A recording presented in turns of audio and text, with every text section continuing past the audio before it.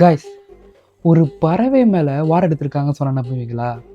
அதாவது வாய்க்கு வந்தபடியெல்லாம் பேசப்படாது. எதா இருந்தாலும் நியாயமா பேசணுமா இல்லையா? நார்மலாக என்ன நடக்கும், ஒரு நாட்டு மேலே எடுப்பாங்க. ஆனால் ஆஸ்திரேலியாவில் ஒரு பறவை மேலே, அதாவது ஒரு பேர்ட்டு மேலே வார் எடுத்திருக்காங்க. அந்த பேர்ட்டு பேர் வந்து இம்யூவா. ஒரு நாள் என்ன ஆச்சுன்னா, இந்த இம்யூ பேர்ட்லாம் வந்து ஃபார்மர்ஸ் ஃபீல்டை வந்து டெஸ்ட்ராய் பண்ணியிருக்கு. ஸோ அது கவர்மெண்டால் பொறுக்க முடியாமல் அவங்க என்ன பண்ணியிருக்காங்கன்னா, சோல்ஜர்லாம் அனுப்பி, அதுவும் சும்மா இல்லை, கன்னோட அனுப்பியிருக்காங்க ஒரு பறவை கூட போர் வைக்க. நம்ம 2 பேர் தான் இருக்கோம்.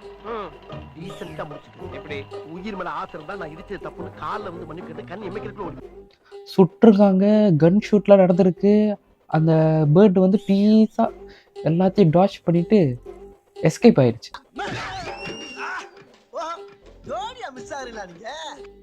அந்த வார் கடைசியில் என்ன ஆச்சு தெரியுமா?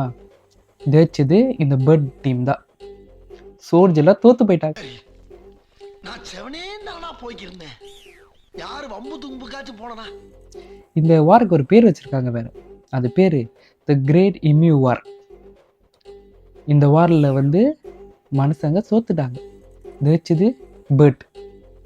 கேட்க எப்படி இருக்கு பாருங்களேன். ஆனால் இது உண்மையாக நடந்திருக்கு.